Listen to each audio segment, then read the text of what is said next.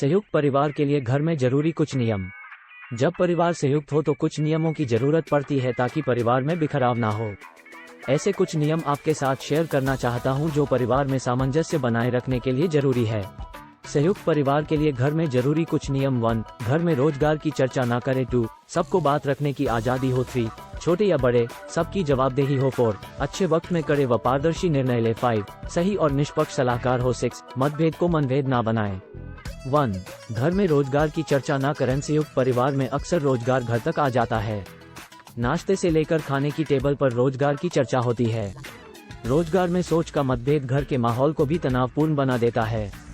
रोजगार की चर्चा घर पर ना करने का कड़ा नियम बनाएं। यदि ऐसा संभव ना हो तो इतना जरूर तय करें कि कम से कम खाने की मेज पर रोजगार की चर्चा नहीं होगी। 2. सबको बात रखने की आजादी हो। अक्सर संयुक्त परिवार में देखने में आता है कि छोटे अपनी बात ठीक से रख नहीं पाते क्योंकि बड़ों के नाराज होने का डर होता है। बड़े लोग असहमति को विरोध या अपमान मान लेते हैं। मेरी सलाह है कि परिवार में हर सप्ताह सभी सदस्यों की मीटिंग होनी चाहिए। वहां छोटे बड़े का कोई भेद ना हो और सभी को अपनी बात रखने की स्वतंत्रता हो। छोटों को भी योग्यतानुसार निर्णय लेने की स्वतंत्रता हो। 3.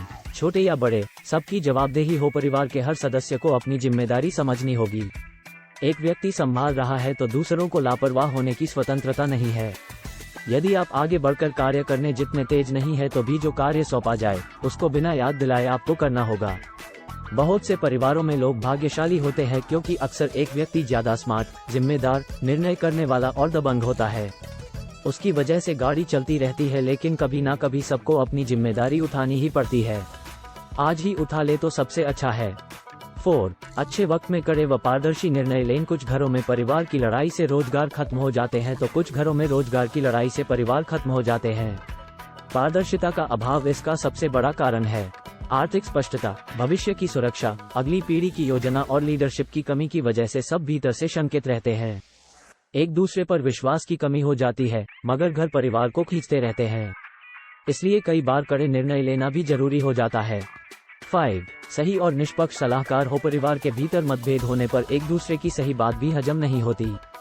हर बात के पीछे किसी योजना की बू आती है। निर्णय टलते जाते हैं क्योंकि कोई किसी की सुनता नहीं है और एक दूसरे का सामना करना नहीं चाहता। ऐसे में आपके ऐसे पारिवारिक सलाहकार होने चाहिए जिनकी निष्पक्षता पर सबको भरोसा हो। सलाहकार भी ऐसा होना चाहिए जो व्यक्ति हित या स्वहित सोचने के बजाय सही तर्क का पक्ष ले। ये सलाहकार आपके सीए, वकील या समझदार व परिपक्व रिश्तेदार आदि भी हो सकते हैं। 6. मतभेद को मनभेद ना बनाएं। अलग उत्तर, सोच, गति और शिक्षा की वजह से अक्सर मत अलग अलग हो जाते हैं। अलग अलग मत होना अच्छी बात है क्योंकि वो ये दिखाता है कि सब सोच रहे हो। ज्यादा चिंता तब होना चाहिए जब कोई एक ही सोच रहा हो और बाकी हाँ में हाँ मिला रहे हों। लेकिन इस बात का ध्यान रखें कि ये मतभेद मनभेद में ना बदले। ऐसे और वीडियो के लिए चैनल को सब्सक्राइब करें। धन्यवाद।